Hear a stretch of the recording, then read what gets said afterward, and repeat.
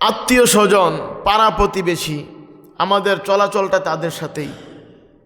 প্রতিবেশী, এই প্রতিবেশীর সাথে আমাদের ভালো এবং মন্দ, আমাদের আমলের একটা বেশি অংশ জড়িত। এই দুনিয়াটা হচ্ছে আমল করার জায়গা, নাকি এই দুনিয়া ছাড়া অন্য কোথাও যে আমল করা যাবে? এই দুনিয়াটাই হচ্ছে আপনার আমার ফসল উৎপন্ন করার, উৎপাদন করার একটা জায়গা।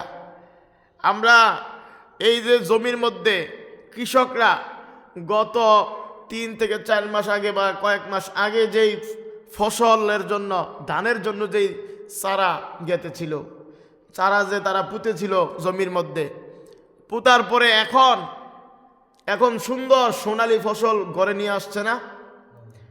এই যে আমরা এখানে দুনিয়ার আমরা যেই ফসল ফলি, এগুলো আমরা সাথে সাথে কয়েক মাস পরেই, 3 মাস পরে অথবা 1 মাস পরে অথবা 1 বছর পরে আমরা ভোগ করতে পারি ফসল। কিন্তু আপনার আমার দুনিয়ার জীবনের যে সময়টা, এই সময়টা হচ্ছে ফসল বুনার সময়। ফল ভোগ করা হবে কিয়ামতের পরে, মৃত্যুর পরের সময়টা হচ্ছে আমাদের ফল ভোগ করার সময়। এবং কি দুনিয়ায় যদি কোনো মানুষ নেক আমল করে, ভালো কাজ করে, এই ভালো কাজের ফল শুধু পরকালে নয়, দুনিয়াতেও সে পায়। আপনার আমার এই দুনিয়ার যে ফসল ফলানোর যে জায়গা, এই জায়গায় আমাদের ফসলটা বেশিরভাগ আমাদের পাড়া প্রতিবেশীর সাথে হয়, আত্মীয় স্বজনের সাথে হয়, মোলাকাত মুআমালাত, তাদের সাথে যে সম্পর্ক, এর মাধ্যমেই দেখা যায় যে হয়তো আমরা বদ আমল করতেছি অথবা নেক আমল করতেছি। ঠিক না? প্রতিবেশীর হক মারতেছি অথবা প্রতিবেশীর হক আদায় করতেছি, দুটোটাতে একটা তো আমাদের মাধ্যমে হচ্ছে। তো আল্লাহ রাব্বুল আলামিন এই পাড়া প্রতিবেশী, আত্মীয় স্বজনের সম্পর্কে কোরআনুল কারীমের সূরাতুন নিসা 36 নম্বর আয়াতে তিনি বলেন, আল্লাহ রাব্বুল আলামিন বলেন, উ'বুদুল্লাহ ওয়া লা তুশরিকু বি শাইআ। প্রথমে তিনি হেডলাইন হিসেবে এই আমাদেরকে জানানোর আগে তিনি বলতেছে যে উ'বুদুল্লাহ ওয়া লা তুশরিকু বি শাইআ, তোমরা আমি আল্লাহর প্রতি ঈমান আনো, আল্লাহর প্রতি ঈমান আনো। উ'বুদুল্লাহ, আমার যে আল্লাহর ইবাদত করো। উ'বুদুল্লাহ, প্রথমে বলছেন যে আল্লাহর ইবাদত করো, ওয়া লা তুশরিকু বি শাইআ। আর ইবাদত করার পরে, আল্লাহর ইবাদত করার পরে অন্য কারো কোনো ইবাদত করা যাবে না, অন্য কারুকে কোনোভাবে আল্লাহ তাআলার সাথে শরীক করা যাবে না। এটা হচ্ছে প্রথম আমাদের হেডিং, যে উ'বুদুল্লাহ, আল্লাহর একমাত্র আল্লাহর ইবাদত করো। ওয়া লা তুশরিকু বি শাইআ, আল্লাহর ইবাদত তো করা হবে, কিন্তু আল্লাহর ইবাদত করার পরে এখানে আর কাউকে কোনো কিছুর মাধ্যমে কোনোভাবেই শরীক করা যাবে না। ইবাদত করার মাধ্যমেও শরীক করা যাবে না, এবং মনের দিক থেকেও মনেও অনেকে শরীক করে, সেইভাবেও শরীক করা যাবে না, মানে আল্লাহর শরীক করা যাবে না কোনোভাবেই না। শাইআ, ওয়া লা তুশরিকু বি শাইআ। তারপরে আল্লাহ রাব্বুল আলামিন বলতেছেন, এই আয়াতের মধ্যে আল্লাহ তাআলা 9 ব্যক্তির কথা উল্লেখ করেছেন। 9 শ্রেণীর মানুষের সাথে সৎ ব্যবহারের জন্য আল্লাহ তাআলা বলেন ওয়াবিল ওয়ালিদাইনি ইহসানা। প্রথমে বলতেছে পিতামাতার সাথে সৎ ব্যবহার করো। আল্লাহ তাআলার ইবাদতের পরে, আল্লাহ তাআলার হকটা আল্লাহ তাআলা বলার পরে তিনি বলতেছেন যে আমার সাথে যে হকটা, সেটা হচ্ছে আমার ইবাদত করো, আর আমার সাথে কাউকে শরীক করবা না, এটা হচ্ছে আল্লাহর হক। এবার মানুষের সাথে যে হকগুলো আল্লাহ তাআলা বলে দিতেছেন, প্রথমেই 1 নম্বরের হক তিনি বলতেছেন যে ওয়াবিল ওয়ালিদাইনি ইহসানা, পিতামাতার সাথে সৎ ব্যবহার করবে। ওয়াবিযিল কুরবা ওয়াল ইয়াতামা, পিতামাতার পরে আল্লাহ রাব্বুল আলামিন বলেন আত্মীয় স্বজনদের সাথে সৎ ব্যবহার করবে। ওয়াল ইয়াতামা, এতিমদের সাথে সৎ ব্যবহার করবে। ওয়াল মাসাকিন, যারা মিসকিন, যারা নিঃস্ব, যারা গরিব, যাদের কিছু নাই, এই নিঃস্ব ব্যক্তিদের সাথেও সৎ ব্যবহার করবে। ওয়াল জারি যিল কুরবা, এবং প্রতিবেশী যারা নিকটের প্রতিবেশী তাদের সাথে সৎ ব্যবহার করবে। ওয়াল জারিল জুনুবি, এবং দূরের প্রতিবেশী যারা রয়েছে তাদের সাথেও সৎ ব্যবহার করবে। ওয়াস-সাহিবি বিল জামবি, তারপরে আল্লাহ রাব্বুল আলামিন বলেন বন্ধু বান্ধব যাদের সাথে আমাদের সম্পর্ক, বন্ধু রয়েছে, বান্ধব রয়েছে, ক্লাসমেট রয়েছে, চাকরি যারা করে যাদের সাথে, তাদের সাথে একটা সম্পর্ক বন্ধুর বান্ধব রয়েছে, এই বন্ধুদের সাথে সৎ ব্যবহার করবে। ওয়াবনিস সাবিল, ওয়াস-সাহিবি বিল জামবি ওয়াবনিস সাবিল ওয়ামা মালাকাত আইমানুকুম, ওয়াবনিস সাবিল, এবং যারা আল্লাহর রাস্তায়, আল্লাহর পথের পথিক, যারা মুসাফির অবস্থায় থাকে, দূরের থেকে আসছে আপনার এলাকায়, তারা মুসাফির, এই দূরের লোকদের সাথেও সৎ ব্যবহার করবে আল্লাহ রাব্বুল আলামিন।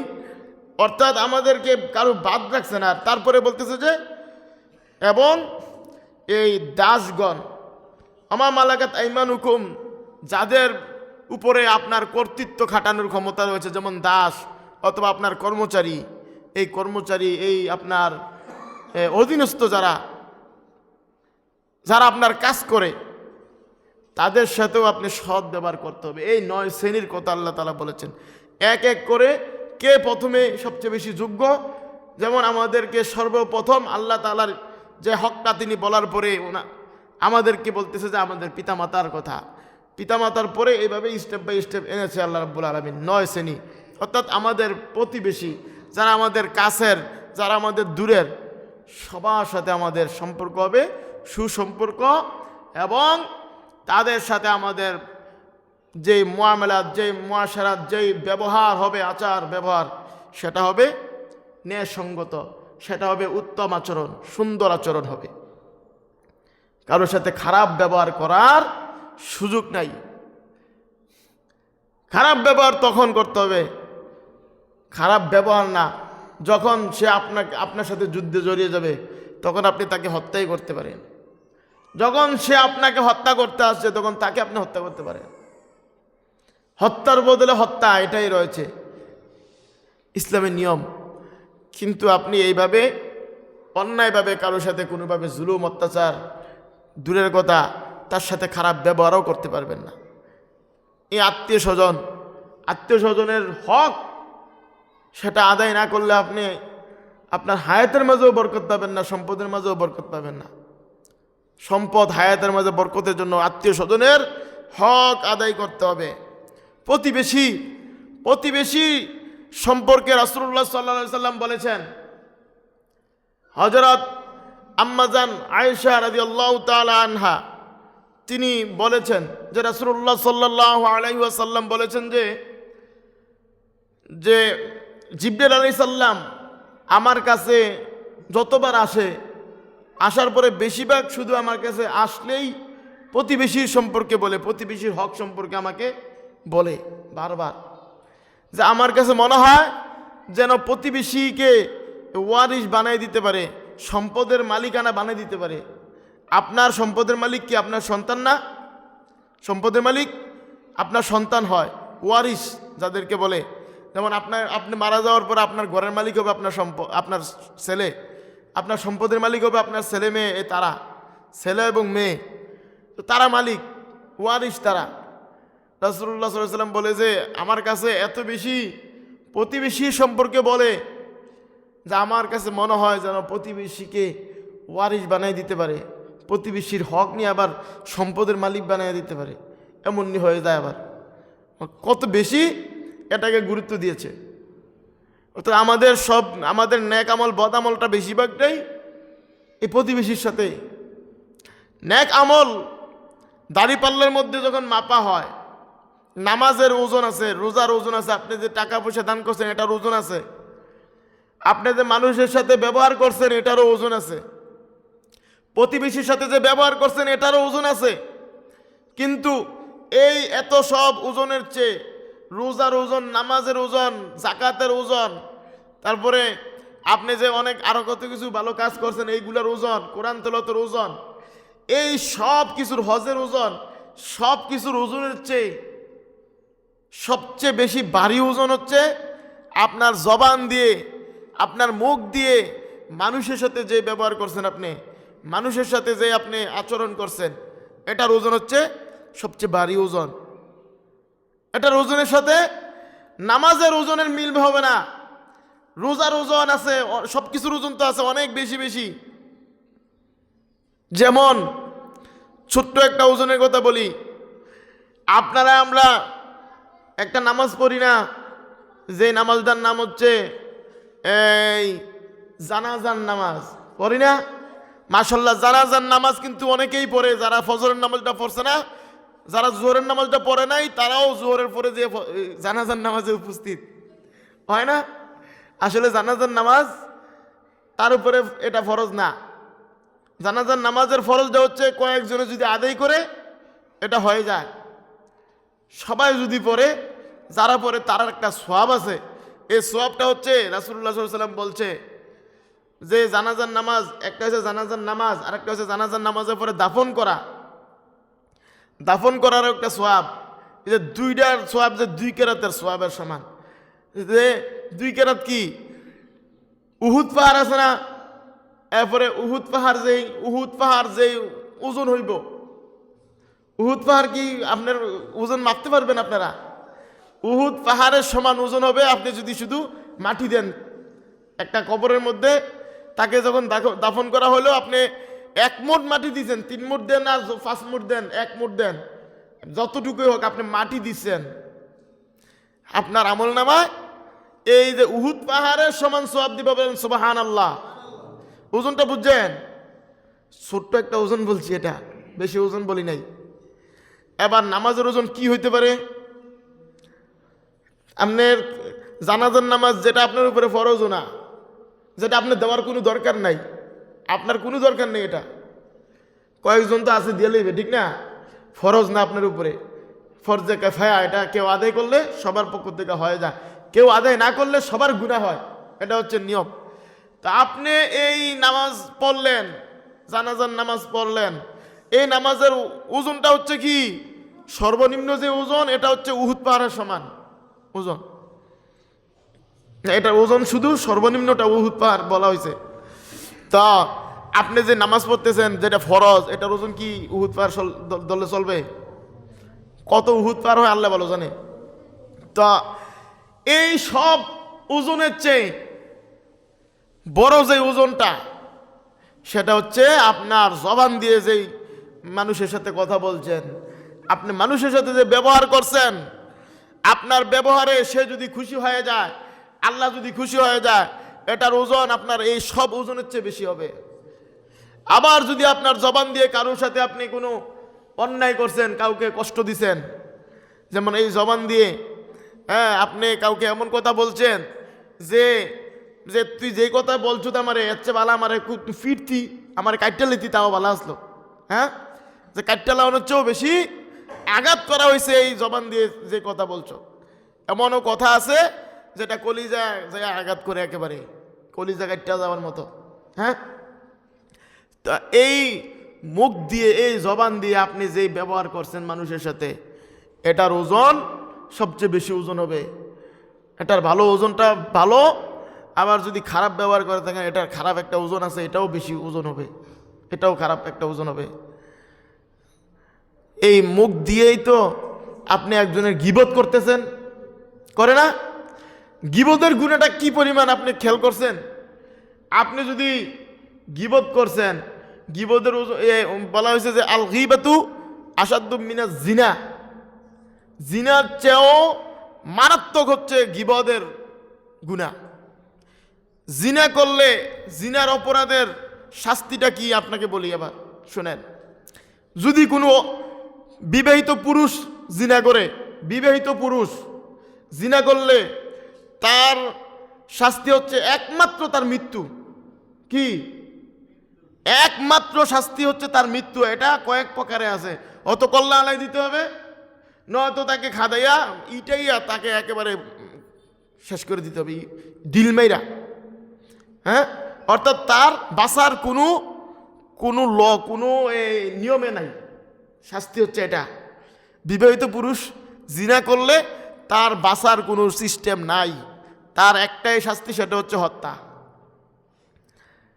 আর যদিও বিবাহিত না, অবিবাহিত পুরুষ যদি জিনা করে তাহলে তার শাস্তি হচ্ছে 80টা দুর্রা, 100টা দুর্রাও 80টা দুর্রা কমপক্ষে। দেখেন, জিনার গুনাহ বিবাহিতদের জন্য একেবারে হত্যা।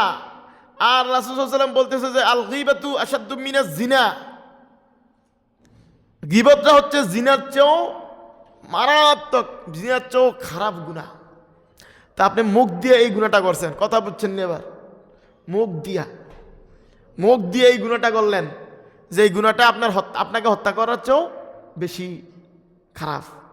অর্থাৎ আপনি এই মুখ দিয়া, যে আমি যে বললাম যে মুখ দিয়া আপনি যে আচরণ করছেন, মানুষের সাথে যে ব্যবহার করছেন, এটার ওজনটা সবচেয়ে বেশি। দেখছেন না? এবার বুঝছেন তো? এটার ওজন, আপনি মুখ দিয়ে এই গুনাহটা করার কারণে আপনি যে আপনাকে হত্যা করার মতো যে গুনাহ, জিনার গুনাহ, এর চেয়েও মারাত্মক গুনাহটা আপনি করছেন। আবার এই গুনাহটা আপনাকে আল্লাহ তাআলা ক্ষমা করবে না। যেই ব্যক্তির গীবত করছেন সে ক্ষমা করতে হবে আপনাকে, এটা হচ্ছে নিয়ম। তো আমরা প্রতিবেশীর সাথে আমাদের হয়তো ভালো অথবা খারাপ, তার মাধ্যমে আমাদের নেক আমল অর্জন হতেছে, সেটা আমাদের দাঁড়িপাল্লায় সবচেয়ে বেশি ওজন হয়ে যাবে যদি ভালো ব্যবহার হয়, যদি ভালো আচরণ হয়, আপনার মাধ্যমে যদি সে ভালো থাকে, এইগুলার ওজন কিন্তু সব নেক আমলের চেয়ে বেশি ওজন। পাড়া প্রতিবেশী সম্পর্কে রাসূল সাল্লাল্লাহু আলাইহি ওয়াসাল্লাম বলছে যে আমাকে মনে হয় যেন ওয়ারিসের মালিক বানাই দিতে পারে। তারপরে হযরত আবু হুরায়রা রাদিয়াল্লাহু তাআলা আনহু তিনি বলেন, রাসূলুল্লাহ সাল্লাল্লাহু আলাইহি ওয়াসাল্লাম বলেছেন, যে ব্যক্তি আল্লাহ এবং আখিরাতে বিশ্বাস করে, যে ব্যক্তি আল্লাহকে বিশ্বাস করে এবং যে তার যে পরবর্তীতে আখিরাতে যে তার একটা অনন্তকাল জীবন রয়েছে, তার হিসাব হবে, নিকাশ হবে, এই যেটা বিশ্বাস করে, আখিরাতকে যে বিশ্বাস করে, আল্লাহকে যে বিশ্বাস করে, সে যেন তার প্রতিবেশীকে কষ্ট না দেয়, রাসূল সাল্লাম বলছে। তারপরে হযরত আরেক হাদিসের মধ্যে রাসূল সাল্লাম বলেছেন, তিনি বলেন যে তোমার পাশে যে প্রতিবেশী রয়েছে, যে আবু যর গিফারি, যে তুমি যখন ঝোল পাক করবা, তরকারি যখন পাক করবা, তখন তোমার এই তরকারির মধ্যে ঝোল একটু বাড়াই দিও, এটাকে গাড়া না করে একটু ঝোলটা বাড়াই দিবা, প্রতিবেশীর খবর নিবা, প্রতিবেশীর কাছে পৌঁছে দিবা প্রয়োজনে। কথা বলছেন? আমরা কি এটা বুঝি?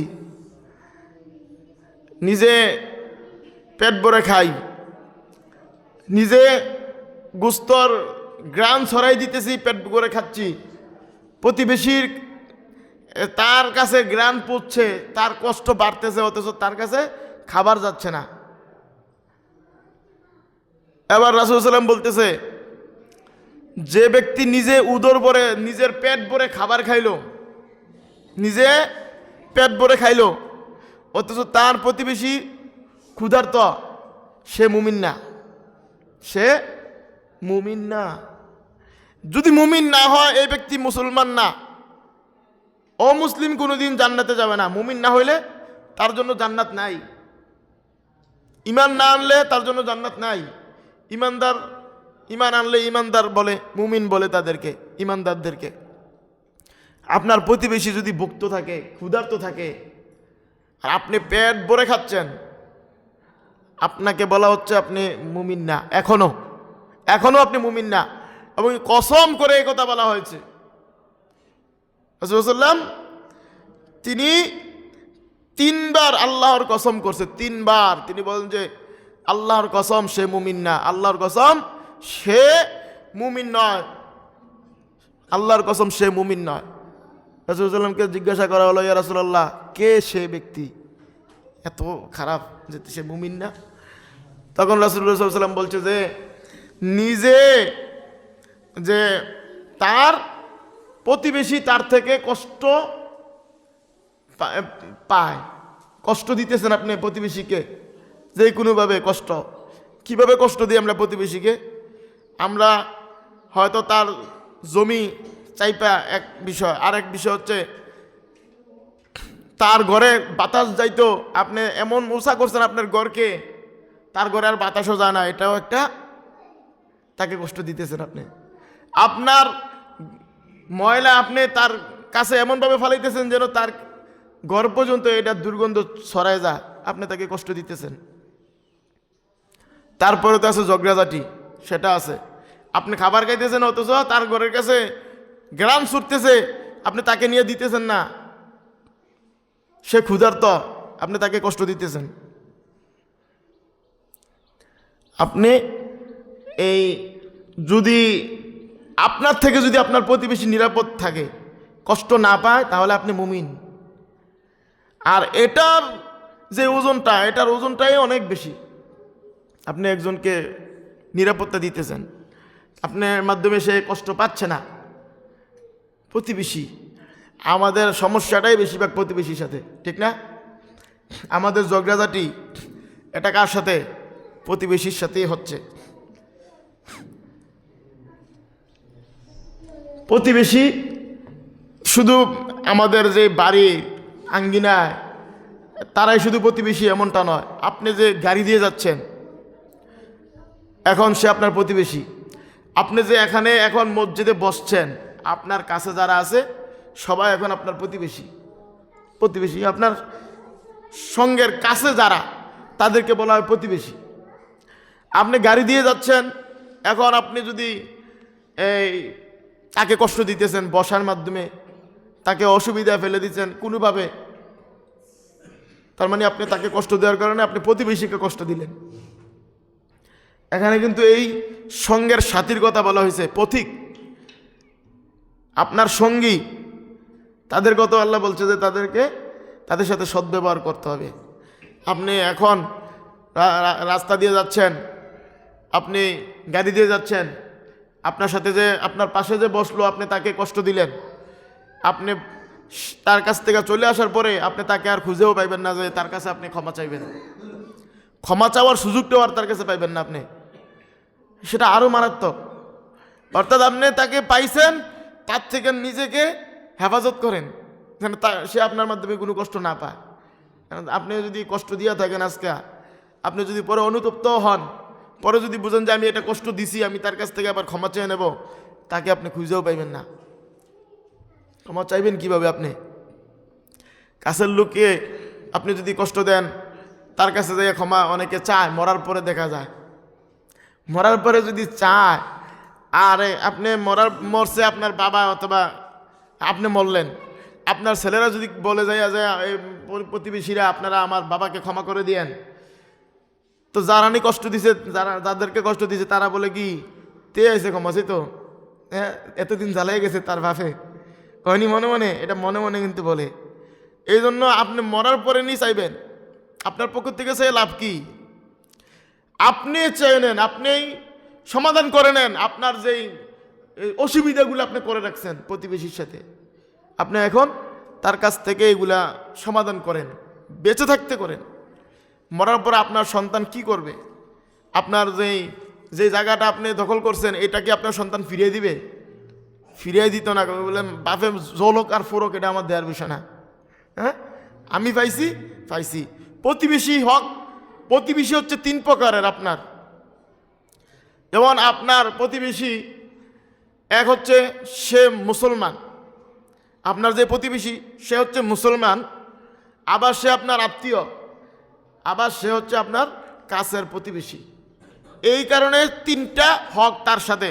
সে যে মুসলমান, এই মুসলমানের সাথে আপনি মুসলমানের যে হকগুলো রয়েছে এইগুলো আদায় করতে হবে। মুসলমান তো মুসলমান, ভাই আপন, এমনিতেই আপন। মুসলমানের হক হিসেবে তার সাথে আপনার গুরুত্ব হচ্ছে মুসলমানের যেই গুরুত্ব, মুসলমানদের প্রতি যে সম্মান, এটাও আপনি তার সাথে রাখতে হবে। এবং সে যে আপনার আত্মীয়তার যে হক আমরা আলোচনা করছি, আত্মীয়তার হকগুলো রয়েছে, সে আত্মীয় হওয়ার কারণে আপনি তার সাথে, সে আত্মীয়তার সাথে যেই সম্পর্ক এইগুলো আদায় করতে হবে, মুসলমানের সাথে যে সম্পর্ক এইগুলো আদায় করতে হবে। পাশাপাশি সে যে আপনার প্রতিবেশী, এবার এই প্রতিবেশীর হকটাও আদায় করতে হবে, মানে তার সাথে আপনার তিনটা সম্পর্ক। তারপরে দ্বিতীয় প্রকারের যে প্রতিবেশী, সেটা হচ্ছে সে একজন আপনার প্রতিবেশী, এটা তার হক, এবং সে একজন মুসলমান। এই দুই কারণে সে আপনার কাছ থেকে এই দুইটা হক পাও না। মুসলমানের যে হকগুলো আছে এগুলা, মুসলমানের হকগুলো কি কি? মুসলমানের হকও আবার বিশাল আলোচনা। এর মধ্যে আপনি তাকে সালাম দিবেন, এবং কি আপনি যে মুসলমানের যে হকগুলা, সে মারা গেলে জানাজায় যাইবেন, এটাও মুসলমানের একটা হক। তার খোঁজখবর নেবেন, এটা প্রতিবেশীর হক, আবার মুসলমানের হক। তার খেদমত করবেন অসুস্থ হয়ে গেলে, এটাও মুসলমানের হক এবং প্রতিবেশীরও হক, মানে অনেকগুলা হক তার সাথে।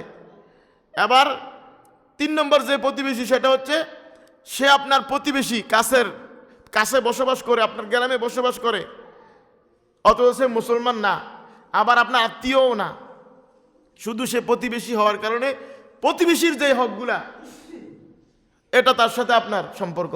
যেমন আপনি তার সাথে সুন্দর ব্যবহার করতে হবে। সে হিন্দু, সে মুসলমান, সে বৌদ্ধ, সে খ্রিস্টান, মুসলমান না, এখানে মুসলমানের হক তো আছেই। সে যেই কোনো ধর্মের হোক, সে আপনার কাছ থেকে নিরাপত্তা পাবে। যেই ধর্মের হোক, সে আপনার কাছ থেকে নিরাপত্তা পাবে, আপনার সুন্দর ব্যবহার সে পাইবে। তাকে আপনি ধমক দিতে পারেন না, তাকে ধমক দিয়ে কথা বলতে পারবেন না, তার সাথে খারাপ ব্যবহার করতে পারবেন না। সে মুসলমান না হোক, সে আপনার কাছের, সে আপনার প্রতিবেশী। যেমন আপনার প্রতিবেশী তো আমরা বুঝলাম যে আমার সাথে যে রাস্তা দিয়ে চলছে সেও আমার প্রতিবেশী, তার সাথেও আপনি যে হিন্দু মানুষ বসছে কেন, দুর্গন্ধ বা এরকম কোনো কিছু, এটা মুসলমানদের দ্বারা হতে পারবে না। আপনি তার সাথে ভালো ব্যবহার করতে হবে, তার সাথে আপনার সুসম্পর্ক, এইটা যে আপনি তার সাথে সুন্দর ব্যবহার করবেন এবং সে আপনার মাধ্যমে কোনো কষ্ট পাবে না। আপনার বাড়ির সাথে যদি তার বাড়ি থাকে, সে হিন্দু হোক আর যেই হোক, সে তার ধর্ম পালন করবে, আপনি এটাকে বাধাও দিতে পারবেন না, এটাও আপনার থেকে সে নিরাপত্তা পাবে, এটাও নিরাপত্তার একটা অংশ। তাকে আপনি বাধাও দিতে পারবেন না, সে তার কর্ম চালাইবে। কিন্তু আপনি যদি তাকে কষ্ট দেন, সে হিন্দু হোক আর যেটাই হোক, প্রতিবেশীকে আমরা কিভাবে কষ্ট দিই? একটা হচ্ছে আমরা ড্যাক্সেট বাজিয়ে কষ্ট দিই। এখন ড্যাক্সেট বাজিয়া প্রতিবেশী ঘরে বৃদ্ধ মানুষ অথবা ছোট্ট বাচ্চা, এখন আপনি সারা রাত ড্যাক্সেট বাজাইলেন, সারা রাত যে ড্যাক্সেট বাজাইলেন, বাজাইয়া যে আপনি একটা ছোট্ট বাচ্চার ঘুম ডিস্টার্ব করলেন, তাকে অসুস্থ বানিয়ে দিলেন, তার ব্রেনের ক্ষতি করলেন। এই যে সাউন্ড পলিউশন, সাউন্ডের যে এফেক্ট, এটা হচ্ছে মারাত্মক খারাপ একটা বিষয়। এটা সকল মানুষের ক্ষতি করে, আর বাচ্চাদের তো দূরের কথা, বাচ্চাদের তো খুব বেশি সমস্যা। আপনি তো প্রতিবেশীকে কষ্ট দিলেন, এই গুণাগুলো আপনি কিভাবে সহ্য করবেন? এই গুণাগুলার জবাব কিভাবে দিবেন? এটা তো অনেক বড় ওজনের গুণা। যদি আপনি তাকে নিরাপত্তা দিলেন, এটা অনেক বড় ওজনের সওয়াব। তাকে আপনি ঠিকঠাক রাখলেন, তার কাছে নিয়ে জুলটা পুষাই দিলেন। প্রতিবেশীর হকের মধ্যে এটাও একটা, হিন্দু হোক, এবার তাকে আপনি জুলটা পুষাই দিতে হবে, সে যেন ক্ষুধার্ত না থাকে। হিন্দুরা মুসলমান হয়ে গেছে এই জন্য যে দেখা গেছে যে এই মুসলমানের কাছে তারা থাকতো, ওই মুসলমানের প্রতিবেশীর যে হকগুলা, যেমন সে যেন ক্ষুধার্ত না থাকে, আপনি তাকে নিয়ে খাবার দিয়ে আসলেন, সে তো এইভাবেই মুসলমান হয়ে যাবে। এই ভারতবর্ষে মুসলমান কিভাবে হয়েছে বেশি জানেন আপনারা? ভারতবর্ষে মুসলমান হয়েছে এই জন্যই বেশিরভাগ। আরবের বণিকরা তারা আসার পরে তারা দেখা গেছে অনেক দিয়েছে, তাদের সুসম্পর্ক, তাদের যে ব্যবহার, প্রতিবেশীর সাথে যে একটা সম্পর্ক, এসব কারণে মুসলমান হয়ে গেছে অনেক আর এই ভারতবর্ষের মানুষ। আর হিন্দুদের একটা নিয়মের মধ্যে আছে, হিন্দুদের 4টা জাতি, 4টা গোত্র, ব্রাহ্মণ, ক্ষত্রিয়, গোত্রীয়, তারপরে একবারে নিম্ন হচ্ছে যারা কাজকর্ম শুধু করবে, এছাড়া তাদের কোনো অধিকার নাই,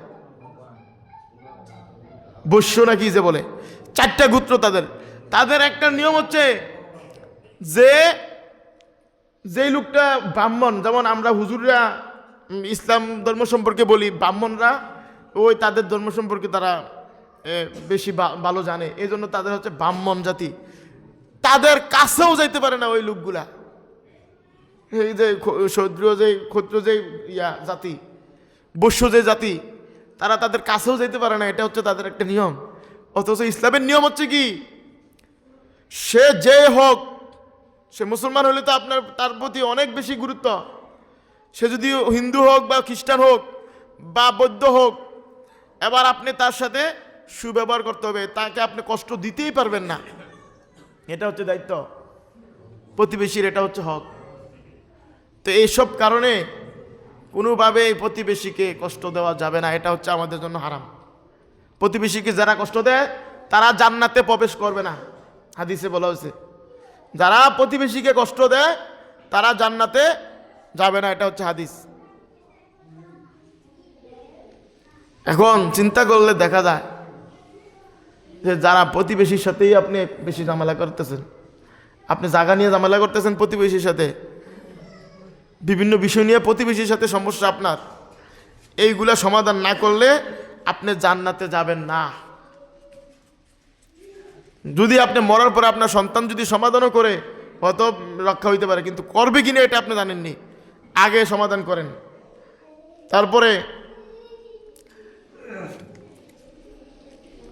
প্রতিবেশী আপনার একটা দায়িত্ব হচ্ছে, সে যদি অসুস্থ হয়ে যায়, সে হিন্দু হোক বা বৌদ্ধ হোক বা যে হোক, তার খোঁজখবর নেওয়া এবং তার এটার ব্যবস্থা করা, তার খেদমত করা, তার সুস্থতার জন্য চেষ্টা করা, এটা আমাদের দায়িত্ব।